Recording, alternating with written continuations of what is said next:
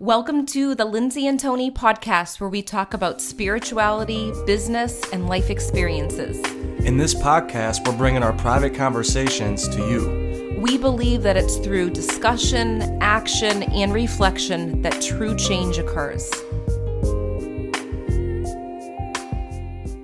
Hi everybody, welcome to episode 87, Why Ungratefulness is Just as Powerful as Gratitude. In this episode, we talk about the power of experiencing all of your emotions, negative and positive, and the wisdom that you can learn from each. I hope everybody enjoys the show. Hi guys, welcome back. We're so excited that you're here. Today's episode is all about why ungratefulness is just as powerful as gratefulness. And we talk about gratitude all the time in this house. We do, because it's so powerful. And in this episode, we want to talk about the power of all of your emotions. Because even whenever you're feeling ungrateful, even whenever you're feeling down and low, they'll still have a lot of value in them. And I think that's what we're going to talk about in this episode. Definitely. And it's funny because when we were creating some ideas that we were going to talk about on the episodes, we were trying to figure out how to kind of shift it, because we do have this society where when we're into the law of attraction or thinking positively, that's how it's supposed to be. But really, it's about being real and honest about your feelings. Right. And then with all that being said, gratitude is powerful. In fact, in a study in 2003 done at Berkeley University, they had one group of people to where they would just write down things on a weekly basis that they're grateful for. And they had another group of people to where they would write down things that irritated them on a weekly basis or things that were neutral. And at the end of the study, they found out just by writing down things you're grateful for on a weekly basis, they had an increase in well-being. Okay, this is really interesting because I researched a study that's very similar to that. Yeah. That's not from Berkeley, so we'll talk about that after. Yeah. I got the same results too. Oh, interesting. So like a lot of you know, we do our research before the show. We don't tell each other what it is. Yes, this is the first time I'm hearing this from Tony. But just to add to it, that study just talks about the power of gratitude. Yeah. So in this episode too, we're going to talk about different ways to really develop that as well. Develop that gratitude, because it is powerful. Not to ignore the negative feelings, but to just develop gratitude. Yeah. And I think that's one of the things that came up when we were kind of talking about even just the bullet points of what we're going to touch on, was why it's so powerful to know what you're not grateful for, what you're frustrated about. And do you want to talk about that? Because you actually gave a really good example. Yeah, definitely. So anytime to where you're feeling ungrateful in your life, and you know how that feels, it's whenever you start to lose appreciation for an object or a person or whatever it is, it may be your house, and you get that sense, that feeling. Well, I know in the past I would feel guilty about that, because I'm like, wait, why am I being ungrateful? Why am I doing this? Yeah. And that kind of threw me off. So what I'm suggesting here is there's value whenever you feel ungrateful, whenever you have that, because so instead of feeling guilty about it, think about, wait, why am I feeling ungrateful? So for example, say it's with your spouse, your significant other. Why am I feeling ungrateful? And then some answers will start to come up. And then another thing to do is take action. This is a time to take action. So if you're feeling ungrateful with your spouse, maybe set up a date to where you bring them out to their favorite restaurant, or you buy them flowers at the store, or whatever fits them, to kind of let them know that you're grateful for them, because just acting will start to generate the gratitude inside of you. That's exactly what takes place. And sometimes we don't even know that we're ungrateful until we start having moments of being irritated. I think that's the signal for me when I start getting frustrated or annoyed with any kind of situation. Like, for example, I absolutely love our townhouse, but there's moments where I'm like, we go on vacation and we come back. I'm like, I'm grateful for this place, but I just can't wait for more of sunshine in the space. I can't wait for this. And you'll think about like their next place we're going to buy. Yeah, we pay attention to visualizing the next place. But at the same time, when we're doing that, it's almost like I catch myself like, okay, so now I need to go back and figure out what is it that I need to do that maybe take care of like an area here that I could nourish more. Like, for example, I remember one time coming back, and it was actually in this room. the room was painted blue, and I loved that color before. But each time I would come back in, I'm like, it feels so dark in here. So I changed it. It made me aware that it was time to change it, and I changed it to pure white, and that's what I needed to do. But it's just that awareness. So Right. So time. instead of just feeling guilty about it, like, oh, why is my house not the way that I want it to be, or dwelling in that, there's wisdom inside your emotions. There's wisdom inside that feeling that you were feeling, and you're like, wait, let me take some action. Let me get creative. Let me figure out ways to appreciate whatever it is more. Exactly, and that's what it is. It's having that awareness and knowing that the next step is change, not to sit and complain, for 2 months. Just recognize it and then think, how could that change? So this is an ongoing process, and gratitude, once again, we want to emphasize the power of gratitude here and developing that healthy feeling, because it is the healthiest feeling. Matter of fact, there's another study that I found.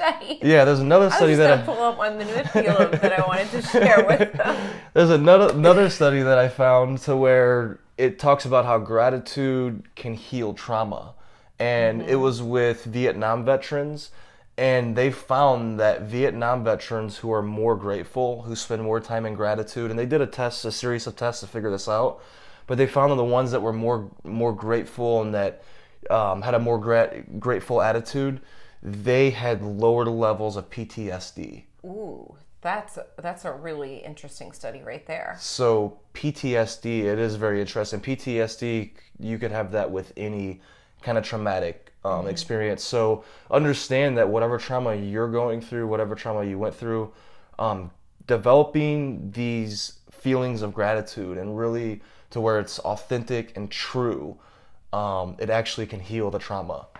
That's beautiful. Now I want to bring on a manipulative that I have, because I'm third grade teacher mode right now. So if you're watching this on video, I can't believe you found a manipulative.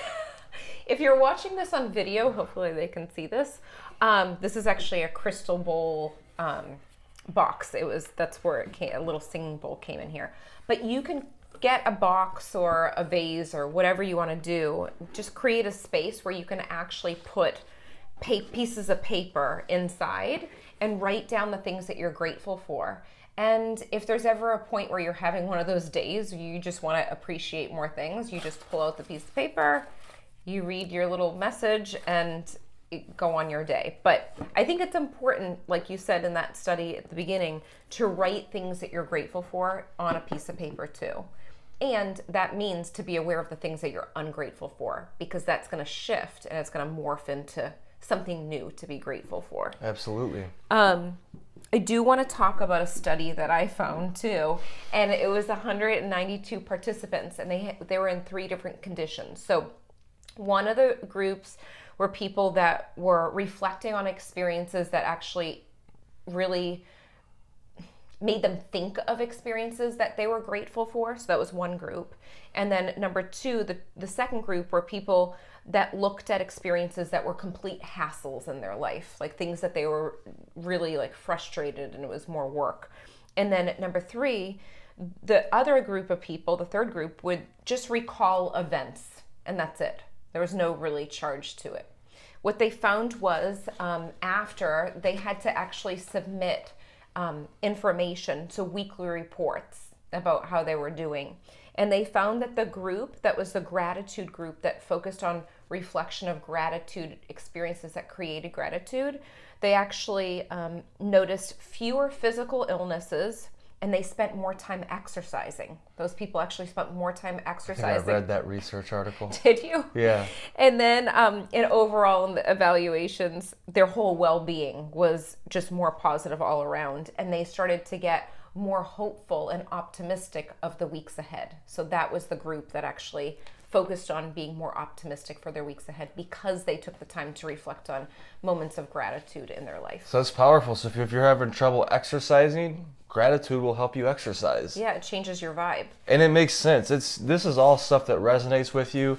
It's good to have the research and the data and to understand that. And then it also, when you hear it, it's just kind of, it resonates. And it's like, well, that does make sense. If you're grateful for your body and for life and everything, you're going to have more energy. Therefore, you would most likely exercise more or do a lot of the things that you really enjoy, Yeah. whether it's the hobbies or whatever it is. And gratitude, the energy of gratitude is the energy of love. And that's actually the highest vibrational space that you can be in, is to become aware. And since we're made of love, that energy, it's just becoming aware of it. It's already within you. You don't really need to get to a place of gratitude. It's just being aware of what's already lives inside of you, really. Right, and I think it's being grateful for, like we keep talking about in this episode, the negative emotions and the positive emotions, and really the negative parts of your life and the positive parts of your life.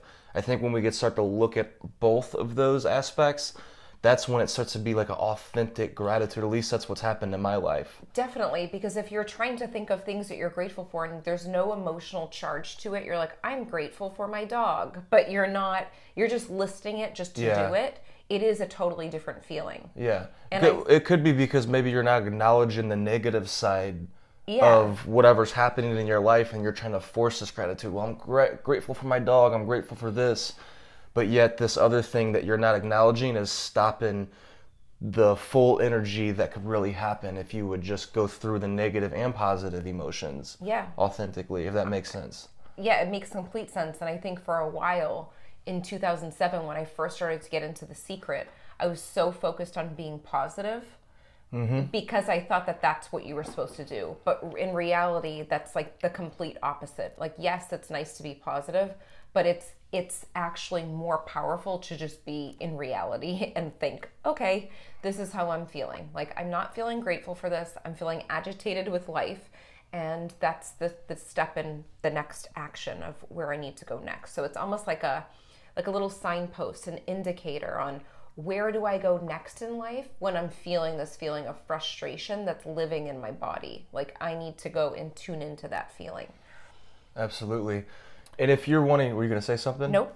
If you're wanting a physical picture of what gratitude, the power of it that we've been talking about in this episode, the power of what it looks like, I'm going to mention it again. I probably mentioned it hundreds and hundreds of times throughout all of these episodes that we've done and videos.